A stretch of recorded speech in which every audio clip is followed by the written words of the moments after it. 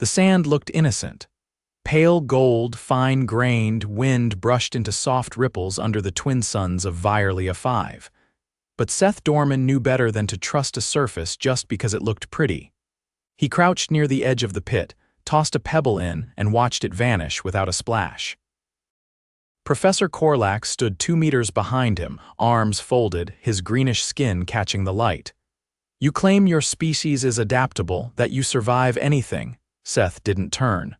"I didn't claim anything." "You brought it up." "You didn't deny it," Korlax said, voice clipped, tone always somewhere between curiosity and condescension. Seth straightened, brushing his hands on his cargo pants. "We survive by being careful." "And smart." Korlax gestured toward the quicksand pit with one long, flexible digit. "Then survive this." Seth looked at the pit again. It was wide, maybe 10 meters across, and surrounded by a low ridge of cracked rock. The sand in the center moved ever so slightly, like it was breathing. Even on Earth, quicksand was dangerous. Here it was worse. The Virelian version didn't just trap you, it digested you over time. Seth rubbed the back of his neck. "This a test?" Korlax's eyes blinked sideways. "It's a dare." "Great," Seth muttered. "Alien dares." "What's next, licking plasma conduits?" "I have observed your people willingly leap into frozen lakes, set parts of their bodies on fire for entertainment, and consume substances labeled extremely flammable. This is within your tradition." Seth gave a dry laugh. "That's not tradition." "That's drunk college students." Korlax tilted his head. "You are a student, graduate student, big difference." "Then survive or concede." Seth looked around. The pit was part of an old Virelian testing ground long abandoned. The others on the research team were off cataloging xenobotanical samples a few clicks away. No one to stop this nonsense. "Fine," Seth said. "Give me an hour." Korlax blinked again. "You accept the dare." I said, "Give me an hour." "I'm not stepping into that death trap without a plan." Korlax gestured grandly. "Proceed." Seth walked back toward the supply skimmer, muttering under his breath. He wasn't dumb enough to try swimming through quicksand, not even with a lifeline. He needed a way to cross without touching it. The pit wasn't that wide. He opened the skimmer's side hatch and began pulling out gear. A folded ladder. Emergency rations. A sealed case of composite planks used to create temporary bridges over unstable terrain. He grinned. It took 30 minutes to drag the planks over. Another 10 to measure the distance and calculate the spacing. The quicksand pit was slightly oval, about 9 meters across at its widest. If he laid the planks end to end, they might just span the whole thing. But that would be stupid. One wrong step, and the whole makeshift bridge would tilt into the mess. Instead, Seth drove a few metal stakes into the rocky edges and used rope to anchor each plank in place. He tested them, one by one, adding extra supports underneath the longest gap using his tripod field stool. "Definitely not OSHA approved, but it'd hold his weight, are you? Building something?" Korlax asked, watching from a safe distance. "It's called engineering," Seth said, tightening the last rope. "You wanted survival. This is how we do it." Korlax tilted his head again. "You are not entering the quicksand.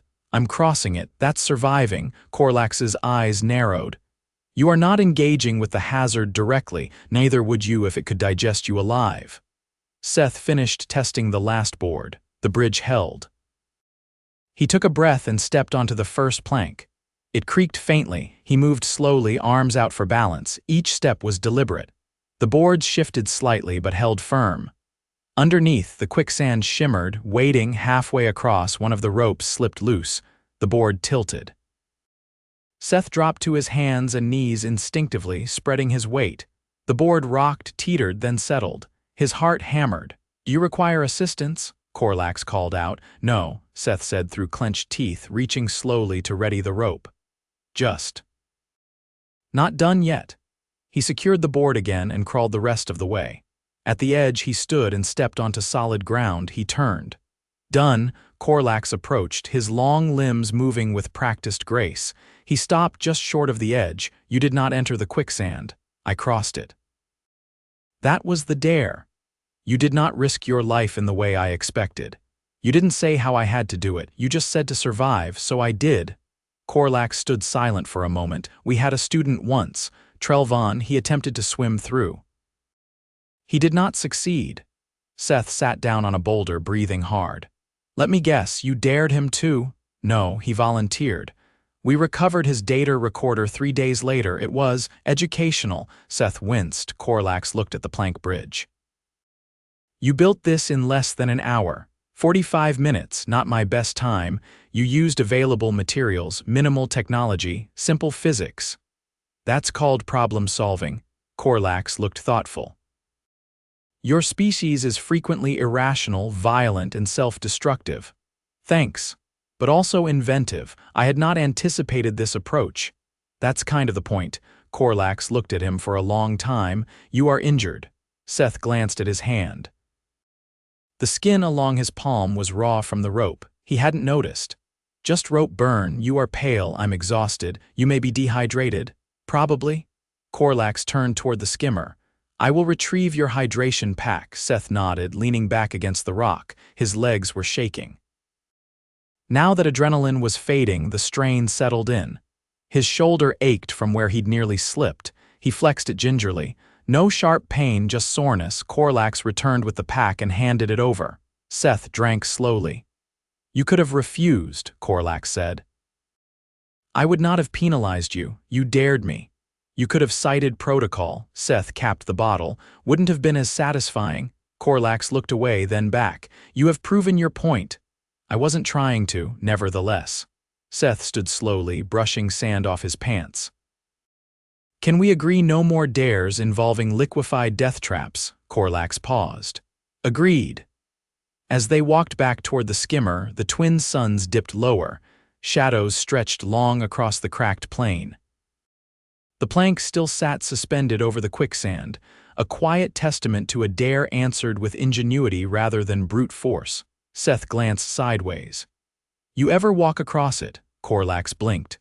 "I am not irrational." Seth laughed, and this time Korlax didn't argue. The next morning, Seth woke up with his shoulder throbbing and a dull ache crawling down his spine. The cot in the field tent was thin, barely enough to cushion anything. He sat up slowly, grimacing, and rolled his arm in a small circle. A pop cracked from somewhere near the joint. He winced.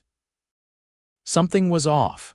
Not sharp pain, but a kind of tugging stiffness that hadn't been there the night before.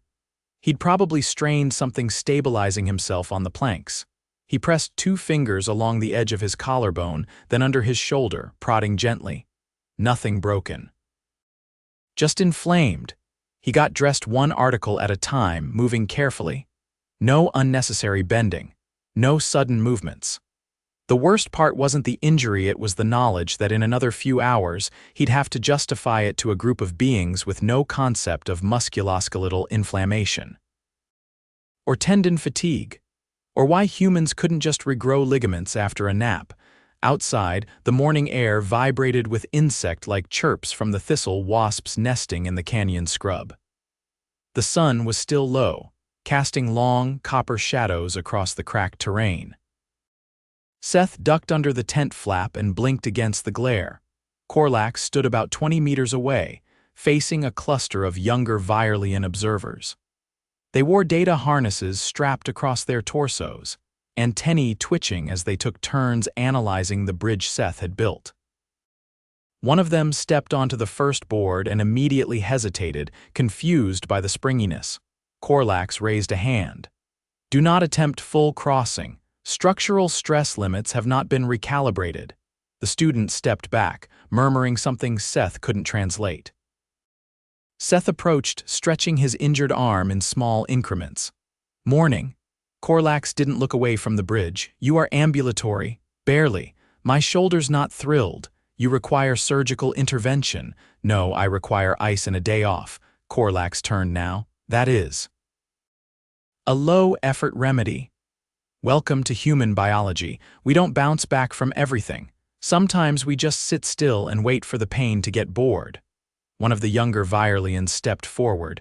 His mandibles clicked softly before he spoke. "You stabilized a dynamic hazard using static constructs." That violates our predictive models. Seth raised an eyebrow. Should I apologize or take a bow? The student looked at Korlax, uncertain. Korlax gestured toward Seth. This species does not adhere to standard risk-response pathways. Their solutions are inefficient but alarmingly effective. Thanks, I think. Another student stepped forward, this one smaller, her data harness blinking as she scanned Seth's arm. Your tissue shows microtrauma.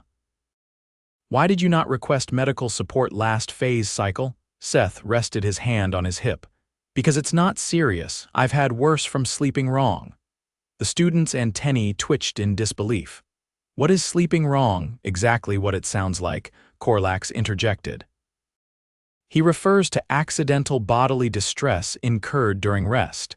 It is a common flaw in human regenerative cycles. The students began rapidly inputting this into their harnesses. Seth exhaled slowly. Can I get a minute alone with the bridge before it turns into a dissertation? Korlax nodded once and waved the others back. Seth crouched near the edge, resting his good arm on his knee. The board still held. The ropes were sagging slightly, probably from the temperature shift overnight. He tugged one of the knots tighter, then rotated his shoulder again, still stiff. I assume you're here to suggest something else, he said without looking up. Korlax stepped closer. The council requested a demonstration of further human resilience. They are intrigued by your prior response. Seth stood slowly. So now I'm a science fair project, you are a representative anomaly, our data projections require expansion. What do they want this time? Acid pools, magnetic storms. Wrestling a spike beast. There is an atmospheric pressure chamber in the southern dome, variable oxygen ratios, simulated gravitational anomalies. They wish to observe your limits. Seth blinked. So they want to suffocate me, crush me, and then see how long I can stay conscious, not simultaneously. Oh well, that's a relief. Their curiosity is not malicious, merely thorough. Tell them I'm not a crash dummy. They require consent. I am merely relaying interest. Seth looked out over the horizon. The wind had picked up, scattering fine dust into low eddies that curled across the flat rock. What do I get out of it? Korlax tilted his head. Clarify. I'm not doing this for free. You want me to stress test my body for data. Fine. I want access to the Council's xenomedical archives. Korlax blinked once. That is a restricted collection. You want to know how far I can push myself? I want to know how your species handles neurogeneration. We've got veterans back home with spinal damage. If you've got something better than what we're using, I want to see it. There was a pause. Korlax's eyes narrowed, not in hostility but in consideration. You are willing to undergo physiological stress in exchange for medical knowledge. You said it yourself. We're inefficient but effective. Maybe your archives can help us be less of the first part. Korlax gestured toward the temporary comms relay. I will submit the proposal. If accepted, you will be entered into the controlled trial series. Seth nodded. Fine, but I pick the order of trials. And no nerve gas. Agreed. The wind kicked up again, blowing grit across Seth's face. He turned his back to it, blinking hard. Korlax looked out across the pit. The students believe you should have fallen. They do not understand how you remained balanced. Seth tapped his boot against the rock. I've been on a surfboard during a hurricane. Once you've done that, everything else feels like standing in an elevator. Korlax turned back. You attempted oceanic locomotion during a terrestrial storm. Attempted is generous. I mostly just screamed and held on. The Virelian said nothing for a moment. Then quietly, your species is confusing. Seth smiled, then winced as his shoulder protested. We confuse ourselves more than anyone. Korlax's antennae lowered slightly. You may rest until the trial schedule is finalized. I will not request further demonstrations until confirmation. Thanks. I'll be in the med tent trying to convince the diagnostic scanner that a heating pad isn't a luxury. As Seth walked toward the shelter, Korlax remained behind, staring at the planks. One of the students approached him, whispering a question. Korlax replied without looking away, no. Do not attempt replication. It only worked because he didn't know it was impossible. By late morning, the trial schedule had been approved. Seth sat in the medical dome, a round, translucent structure that smelled faintly of ionized air and disinfectant. He was shirtless, hooked up to a small cluster of monitors that beeped with passive disinterest. A Virelian technician, this one broader in the thorax and wearing a pale blue diagnostic shroud, gently adjusted a sensor on his shoulder. "Pressure control sequence will begin in 70 seconds, said the technician. "We will increase atmospheric density incrementally. Notify us if you experience cranial pressure or ocular displacement." Seth blinked. Ocular displacement? That is a potential reaction in species with forward-facing visual orbs, the technician replied without looking up. "Great. Just tell me if my eyeballs start migrating." Korlax stood to the side, data lens over one eye and arms tucked behind his back. "This is the lowest tier of the resilience evaluation. If you are unable to complete it, we will terminate the sequence." Seth pulled the oxygen mask down to his chin. "You say that like I'm gonna flunk a breathing exam. You are not adapted to high-pressure atmospheres." "Most species are not. Most species don't eat microwave burritos that survive nuclear winter. That is not a recognized benchmark of durability." The technician stepped back and tapped a series of glyphs on the wall panel. The chamber door sealed with a soft hiss. A faint hum began to build from the ceiling vents. Seth took a breath. The air felt heavier, like it had been compressed around his chest. Not painful, just dense. He exhaled slowly and adjusted his posture. "Pressure increased by 8%, the technician announced. Seth rolled his shoulders. "Feels like standing at the bottom of a swimming pool." Korlax observed him closely. "You are not exhibiting strain." "Not yet. Keep going." Over the next several minutes, the pressure crept upward in small increments. Seth's ears popped once, then adjusted. He focused on breathing evenly. The mask helped, filtering the denser air to maintain oxygen concentration. At 24% above baseline, the technician approached. "Any discomfort?" Seth squinted. "Kind of feels like someone's sitting on my bones. Not terrible, just compacted. Structural compression is expected. Your skeletal composition is semi-porous. This increases tolerance." Korlax leaned slightly forward. "You are maintaining full cognitive function." Seth raised an eyebrow. "You want me to recite Shakespeare or something? Demonstrate numerical reasoning?" "Okay, if I'm being paid 5 credits a minute and this test runs 30 minutes, but you deduct 2 credits every time I say something sarcastic, that will suffice." The technician adjusted a dial. "Final increment, target, 30%. The hum deepened. Seth's breath caught involuntarily. His ribs felt like they were being gently compressed from all sides, but his heartbeat remained steady. His vision was clear. He clenched and unclenched his fists. After a few more minutes, the pressure began to drop. Within 15 seconds, the air returned to normal density. Seth pulled the mask off and exhaled sharply. The technician checked the monitors. Vitals within expected range, minimal musculoskeletal strain. "No signs of barotrauma." Korlax turned to him. "You completed the trial without pharmacological support. I'm not a fan of drugs unless something's falling off. You did not request assistance. You said it wasn't malicious. I figured if I couldn't handle it, you'd stop before my lungs turned inside out." That was an accurate assumption. Seth stood, stretching his arms. "Next trial, the council has waived the remaining segments," Korlax said. "They have accepted the data." Seth blinked. "Wait, that's it. They have concluded your tolerance is anomalous enough to warrant exemption from further testing. So there. Impressed. They are uncertain whether to be impressed or concerned." The technician began disconnecting the monitors. "You may experience mild joint stiffness. Hydration will assist recovery." Seth nodded and stepped down from the platform. "I'll drink something that doesn't taste like recycled radiator fluid." Outside the dome, the air was dry and still. The sun had climbed higher, casting sharp-edged shadows across the canyon ridge. Seth squinted into the light as Korlax followed him toward the edge of the encampment. "So what happens now?" Seth asked. "You will receive access to the Xenomedical Archive within the hour," Korlax said. "A temporary key has been assigned to your neural imprint. That's fast. They are eager to see what you do with the information." Seth stopped walking. "I'm not a surgeon, I just want to pass it on to people who can use it." "That is acceptable." He looked toward the horizon. "You know, back home, nobody would believe any of this.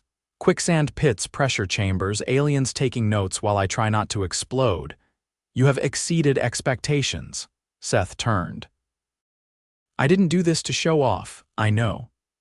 I did it because someone back home might walk again if I get those files into the right hands." Korlax blinked once.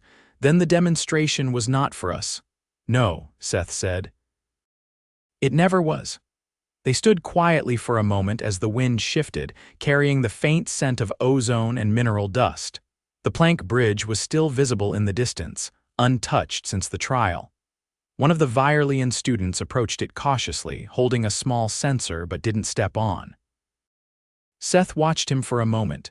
"You think they'll ever try it?" Korlax followed his gaze. "Eventually, curiosity is a slow-burning catalyst." Seth turned back toward the dome.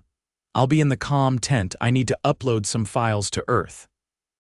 Think I've got a few professors who'll want to see this." "You are free to do so." Seth paused. "You ever get tired of being right?"